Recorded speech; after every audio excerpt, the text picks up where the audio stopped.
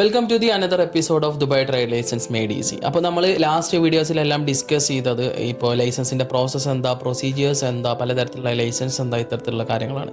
So നമ്മൾ licence എടുക്കുന്നത് വരെയുള്ള സ്റ്റെപ്പുകളെ കുറിച്ചിട്ടും നമ്മൾ എന്തായി ഡീറ്റെയിൽ ആയിട്ട് നമ്മൾ സംസാരിച്ചു കഴിഞ്ഞു.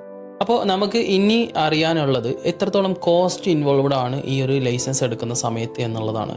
സോ ലൈസൻസ് എടുക്കുന്ന സമയത്ത് പലതരത്തിലുള്ള കോസ്റ്റുകൾ ഇൻവോൾവ്ഡ് ആണ്. അതായത് ഇപ്പോൾ നമ്മുടെ ലൈസൻസ് ഫീസ് ഇൻവോൾവ്ഡ് ആണ്. ഇപ്പോൾ നമ്മുടെ ട്രേഡ് നെയിം ഇനീഷ്യൽ അപ്രൂവൽ അല്ലെങ്കിൽ മെമ്മോറാണ്ടം സൈൻ ചെയ്യുന്ന സമയത്ത് അല്ലെങ്കിൽ സബ്മിഷൻ ചെയ്യുന്ന സമയത്ത് പേയ്മെൻറ്റ് വൗച്ചർ നമ്മൾ എടുക്കാൻ വേണ്ടിയിട്ട് സബ്മിഷൻ ചെയ്ത് കഴിഞ്ഞാൽ ആ ഒരു പേയ്മെൻറ്റ് വൗച്ചറിനുള്ള ഒരു എമൗണ്ട് ഉണ്ടാകും. സോ ഇത്തരത്തിലുള്ള കോസ്റ്റുകളാണ് മെയിൻലി ലൈസൻസിനകത്ത് ഇൻവോൾവ്ഡ് ആയിട്ടുള്ളത്. ഇപ്പോൾ ലൈസൻസ് എടുത്തു കഴിഞ്ഞ് കഴിഞ്ഞാൽ നമുക്ക് വരുന്ന കോസ്റ്റുകളാണ് നമ്മുടെ ലേബർ ഫയൽ ഓപ്പണിങ്, നമ്മളുടെ എംപ്ലോയിയുടെ വിസ, ലേബറിൽ വർക്ക് പെർമിറ്റ് എല്ലാം അടിക്കാൻ വേണ്ടിയിട്ടുള്ള അത്തരത്തിലുള്ള കോസ്റ്റുകൾ, അതുപോലെ തന്നെ എമിഗ്രേഷൻ കാർഡ്, വിസ റിലേറ്റഡ് ആയിട്ടുള്ള കോസ്റ്റുകൾ, അല്ലെങ്കിൽ വാറ്റ്, കോർപ്പറേറ്റ് ടാക്സ് രജിസ്ട്രേഷനുള്ള കോസ്റ്റുകൾ.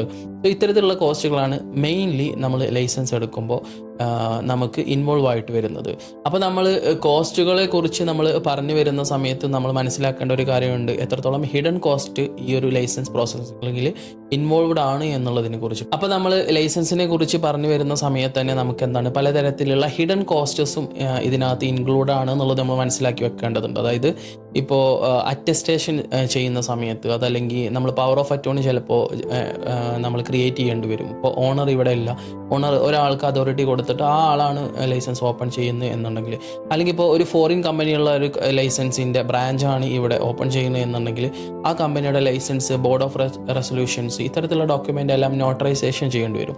സോ ഇത്തരത്തിലുള്ള ഹിഡൻ കോസ്റ്റസ് എല്ലാം നമ്മളുടെ ലീഗൽ റിക്വയർമെൻറ്റും അതുപോലെ തന്നെ നമ്മുടെ കമ്പനി റിക്വയർമെൻറ്റിനും നമ്മുടെ ഓണറിൻ്റെ അവൈലബിലിറ്റിക്ക് അനുസരിച്ചിട്ട് നമുക്ക് ഹിഡൻ കോസ്റ്റസ് വരാൻ ചാൻസ് ഉണ്ട്. അപ്പോൾ നമ്മൾ ഈ ഒരു കോസ്റ്റ് പാർട്ട് പറയുന്ന സമയത്ത് തന്നെ ഇത്തരത്തിൽ നമുക്ക് എങ്ങനെയൊക്കെ നമുക്ക് ഈ ഒരു മണി സേവ് ചെയ്യാം, അല്ലെങ്കിൽ ഇവിടെ ഇപ്പോൾ നമുക്ക് ഓരോ ദിർഹംസും നമുക്ക് എന്താണ് വാല്യുബിൾ ആണ്.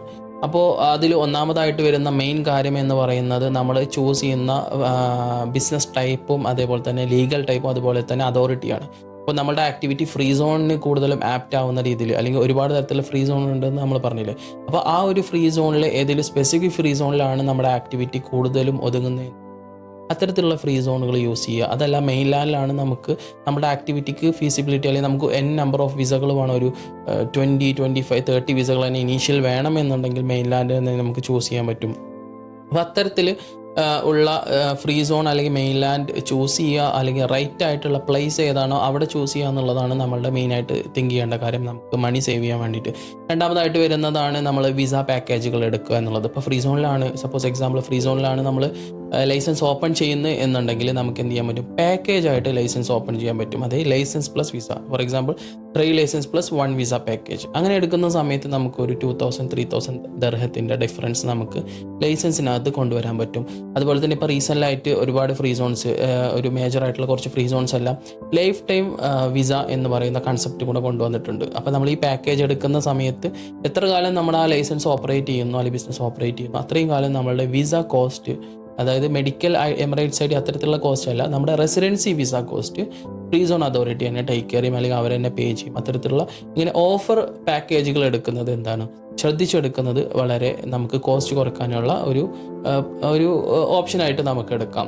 പിന്നെ മറ്റൊരു കാര്യം ശ്രദ്ധിക്കേണ്ടത്, ഒരിക്കലും നമ്മളിപ്പോൾ ബിസിനസ് തുടങ്ങുന്ന സമയത്ത് നമുക്ക് വലിയ ഫിസിക്കലായിട്ടുള്ള വലിയ സ്ക്വയർ ഫീറ്റിലുള്ള ഓഫീസിൻ്റെ ആവശ്യം പല ബിസിനസ്സിലും വരേണ്ടതായിട്ടില്ല. അപ്പോൾ അത്തരത്തിലുള്ള സമയത്തെല്ലാം നമ്മൾ കോ വർക്കിംഗ് സ്പേസസ് യൂസ് ചെയ്യുക.